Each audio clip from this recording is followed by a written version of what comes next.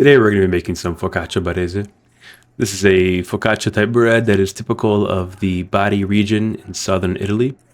It is amazing and you'll soon see why. So we're going to start off with a couple of potatoes. I got 4 here for the type of recipe that we have. We're going to give them a good wash, good cut, make sure that they're nice and small because we're going to boil them. And I also forgot to do this beforehand, so you want them cold when you put them in the dough itself. Put some salt in the boiling water. Then we start off here with some organic unbleached bread, all flour. Again, high protein content is what you're looking for. We're going to measure here around 600 total grams of this flour. And I'm sprinkling here also in the middle some Semolina flour. This is durum wheat that has been remilled. And around 200 grams of this. So in total, 800 grams of flour. 600 is this regular unbleached all-purpose flour. And 200 is the Semolina. Put it in your KitchenAid mixer. If you don't have one, you can do it by hand. And we're going to boil the potatoes here pretty quickly now. We're going to measure here roughly 500 grams of water. This is kind of the critical part. If you get it too wet, it's going to be too soggy. So 500 grams, here we go. The next part of this is to put about a tablespoon of active dry yeast. Cover your water with that.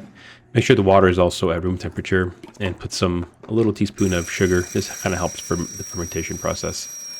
When you put the water in, you want to make sure that your speed is set to medium-high and pour it a little bit at a time. Make sure it incorporates well within the dough itself. This will give you a nice dough that is easy to work with and not sloshing. Then we're going to put in around 80 grams of extra virgin olive oil, specifically from Italy. Don't get the cheap stuff. And pour that very slowly inside of your dough. Oil takes a while for it to be absorbed by the dough itself. So give it a little bit, take your time with it, put it a little bit at a time. You can see I'm putting this little small stream here at a time. So I'm not going to bore you here with another minute or so of oil pouring. We need roughly 30 grams of sea salt. Don't buy the cheap salt. Do not have it iodized salt. Pour that slowly into your mixture. Let it incorporate pretty well. And when it's done, it'll look something like this. You can see some of the oil is still being incorporated. And towards the end, since I need to put the potatoes in there still, we're going to let it rest for about another 10 to 20 minutes. While we wait, we can go ahead and get outside, get some fresh rosemary out of my bush garden here. Get some fresh herbs, just the side snippets. Give that rosemary there a good wash. Kind of dusty where I live, so good to wash anything off.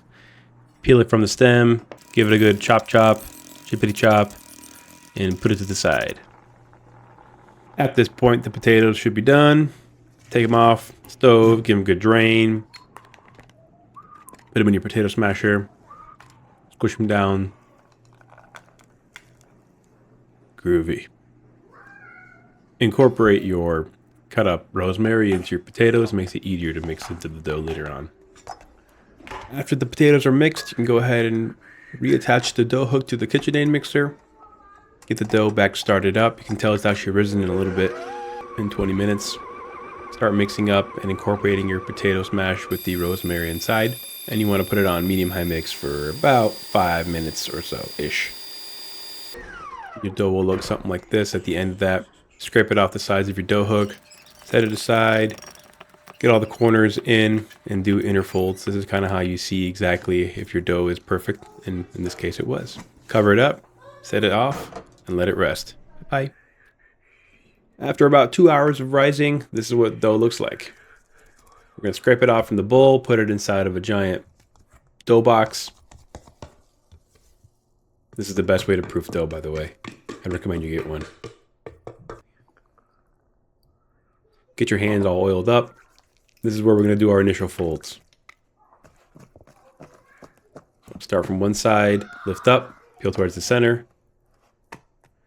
Go 90 degrees, do the other thing, other sides, and from the other side too.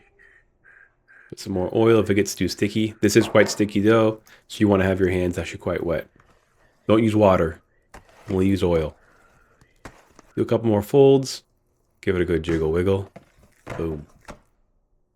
And set it to rest for another couple hours. After about another hour, grab your large sheet pan, sprinkle with oil, spread it around so every nook and cranny is all covered in oil. Grab some more oil, sprinkle on your hands. You're gonna lift it and plop it down on our sheet pan. Spread it around a little bit, get every corner, and then here is when you want to go ahead and actually try to spread it down on your sheet pan. Don't squish it too much. Just get it in every corner as much as you can. You'll see how big this thing gets later on. And cover it for another hour. Set your oven at 400 degrees. Uncover your dough. Set it to the side. And choose your toppings. I like to use onions and onion powder. Makes it more flavorful. And they work really well with the rosemary. I like to use flor de sal camargue. It's a type of sea salt. It's a really good type of flaky salt. Works really well here. Sprinkle it on top and a final drizzle of olive oil. Get your fingers in there and kind of mix everything in.